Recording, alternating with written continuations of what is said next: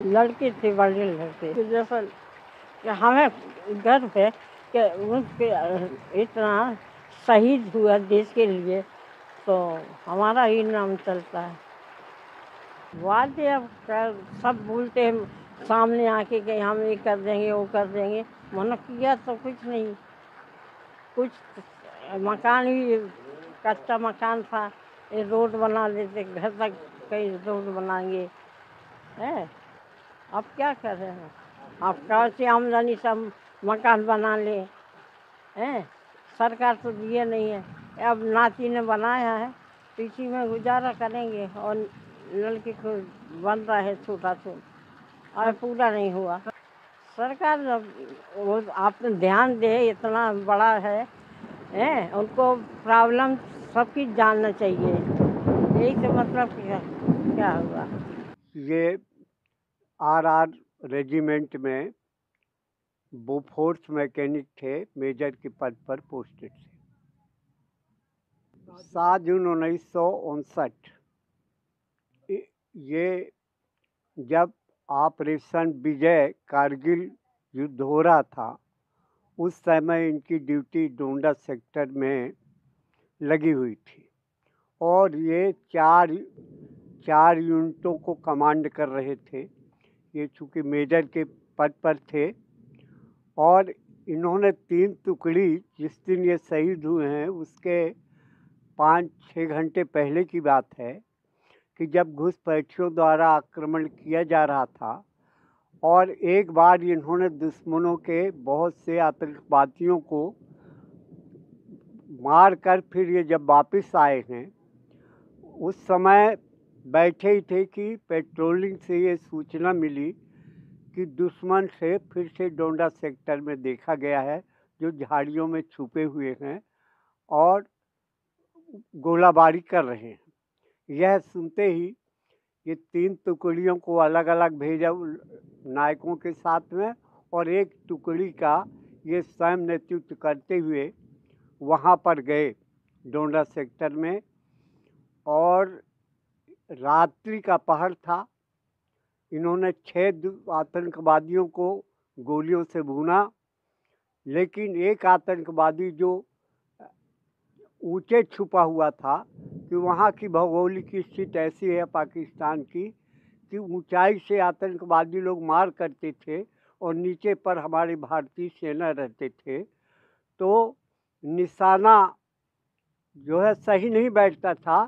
फिर भी हमारे जाबाज भारतीय सिपाही ने अपने वीरता का परिचय देते हुए आतंकवादियों का पूरी तरह से सफाया कर रहे थे। उस समय शहीद मेजर कमलेश पाठक ने 6 आतंकवादियों को शहीद किया। इसके बाद एक आतंकवादी जो झाड़ियों में छुपा था, उनको शहीद मेजर कमलेश पाठक नहीं देख पाए और वो झाड़ी थी ऊंचाई पर, तो उसने आतंकवादी ने अपने ब्रेस्ट गन से फायर किया। ब्रेस्ट गन एक साथ 27 गोलियां चलती हैं, जो मेजर कमलेश पाठक को लगी और पूरा शरीर छलनी छलनी कर दिया। उनके अंत्येष्टि के बाद भी एक बुलेट उनके बॉडी में पाई गई। 1 जून 1999 की रात्रि।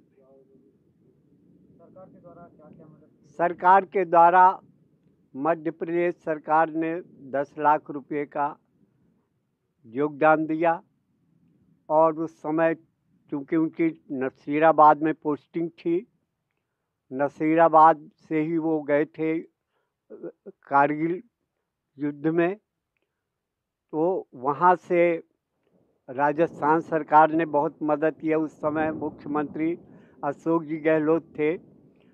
3 बार वो शहीद मेजर कमलेश पाठक के बंगले पर आए और उन्होंने, जब हम लोग को सूचना मिली तो हम बड़े भाई के साथ शहीद मेजर कमलेश पाठक के पिता स्वर्गीय श्री रमेश चंद्र पाठक के जी और मैं दोनों गए नसीराबाद, और वहाँ पर 2 कर्नल जो उनके बंगले की ड्यूटी में थे, सभी लोग पूरे राजस्थान के मंत्रिमंडल के लोग और जितने भी प्रतिष्ठित गणमान्य नागरिक हैं सब लोग आना जाना लगा हुआ था, मेला सारी का लगा हुआ था उनके बंगले पर। मध्य प्रदेश राज्य सरकार के द्वारा किस तरह की मदद की गई?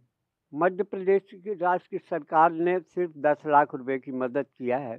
इसके बाद और भी कई आश्वासन दिए थे कि शहीद मेजर कमलेश पाठक के 2 भाई जो हैं बेरोजगार हैं, वर्तमान में वो प्राइवेट जॉब कर रहे हैं, उनको शासकीय सेवा में लिए जाने का आश्वासन दिया गया था, लेकिन आज तक उनको नौकरी मध्य प्रदेश सरकार ने नहीं दिया। शहीद मेजर कमलेश पाठक की मां को हर प्रकार की सुविधा साधन पहुंचाने का भी आश्वासन दिया गया था।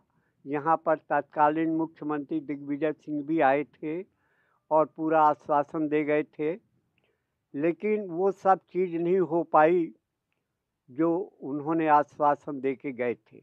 आज भी हमारे शहीद परिवार में जो हैं वो विपन्नता की स्थिति में अपना गुजर बसर कर रहे हैं।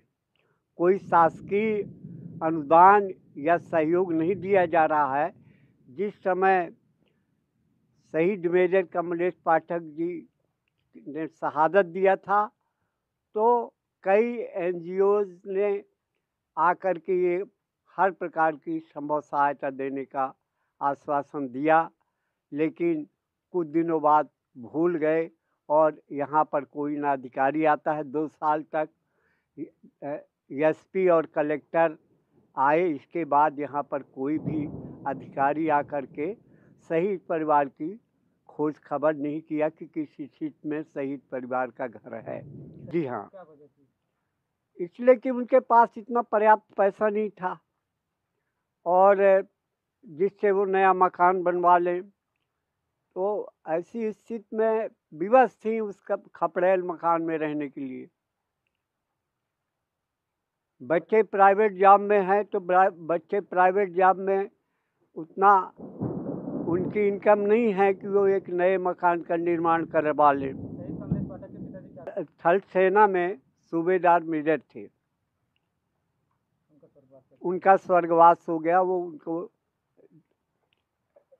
बीमारी थी, सांस नली कमज़ोर हो गई थी, कृत्रिम नली उनको लगाई गई थी, लेकिन उससे उनको थोड़े दिन ही लाभ हो पाए। इसके बाद उनका स्वर्गवास हो गया।